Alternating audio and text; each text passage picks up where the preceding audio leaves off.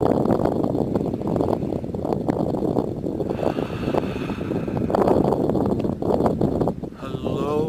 Hola, Konnichiwa, Salaam, Ciao Namaste. Peace to all. This is Soulology, the science of the soul. Why? What is the highest betrayal and why is it the highest betrayal? One of the things I had to learn about myself was the simple fact that it was a saying that I learned from a book and from a mentor of mine, an author known as Neil Donald Walsh. And it stuck with me to this very day that betrayal of the self is still betrayal nonetheless. It is the highest betrayal. Why is it the highest betrayal? What you have to understand is when you are more focused on promising people certain things that you are going to do, but it's hurting you in the process, or you're trying to get things that you desire to do in your life together and you don't get a chance to do them because of the simple fact that you're helping someone else out, you're betraying yourself just to help out another. And out of anything, no matter what betrayal there is, the highest betrayal is betraying yourself. Simple thing, story time, is I used to be that guy. When I was younger, I felt like I had to be the shining knight to people. I don't know why I felt that way, and I always wanted to help people, and I still do. But I felt so innately that I needed to help people, and I was focused on the illusion of needing to help people. So I focused on that. And I would get upset sometimes because of the simple fact that I would be doing something, and instead of saying no to people, I was more focused on just helping people as best I can, but in the same way, I was hurting myself. The thing you have to realize is taking the time to say no to things is okay. There's nothing wrong with saying no to certain situations to focus on yourself, because you have to understand how important it is, because I stated this in my last video, how important it is to love yourself first, to love you. If you don't love yourself, how are you going to love another person? And even if you're trying to give that love to other people, how are you going to give that to other people?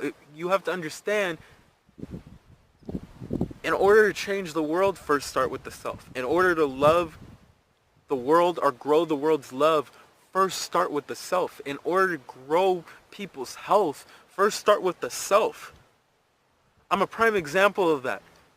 I work on my health every time. I'm a health nut, to be honest. I meditate every time. I tried the 7-day vegan challenge, and it changed the way I think, I eat, and so much more. I fast sometimes as well on top of that, which changes my health, and I focus on myself and my own knowledge and wisdom that I gather to grow who I truly am. This is why it's very important to focus on the self. The other thing you have to realize is self-centering yourself. Taking the time to yourself. I go out in nature sometimes because I need a lot of time to myself at times. It's like someone getting their beauty sleep. I need a lot of beauty sleep. The same thing with going out into nature, the same thing with me needing to meditate. I do that because of the simple fact that I wish and I choose to love myself more than anything. Loving myself is very important to me and my health in order for me to even help anybody else out there out in the world.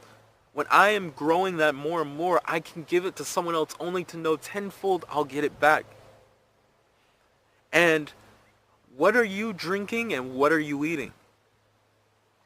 Have you even tried the 7-day, the 21-day, the 30-day vegan challenge? Try it. It'll change the way you think and the way your world works. I worked a lot on trying simply the 7-day vegan challenge because I've done fasts for much longer. I've done a 2-month fast. At one point, I believe it's called the Daniel fast. It wasn't that hard to me to do 7 days because I've done something longer. When I tried it out, I did see a difference in the way I was thinking. The only difference from that fast and from this was the simple fact that I wasn't awake, and on top of that, I wasn't conscious, and on top of that, I wasn't observant of what was going on to begin with. I was more observant of this, and I made it my lifestyle.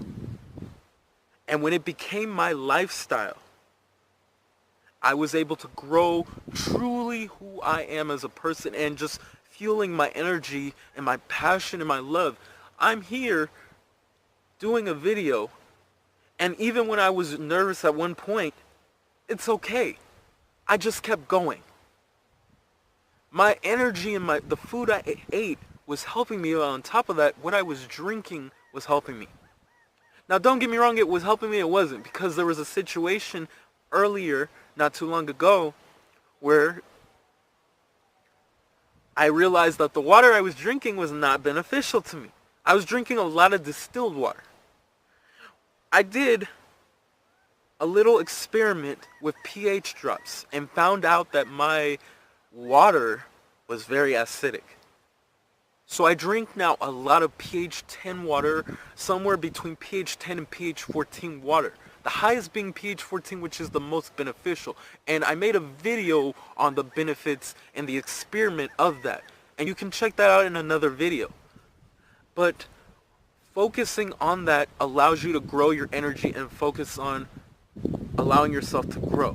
And to knowing truly the God, the goddess and creator within who you truly are, and expressing yourself to the fullest, and knowing how important it is to just love yourself, because to love thyself is to love the creator within.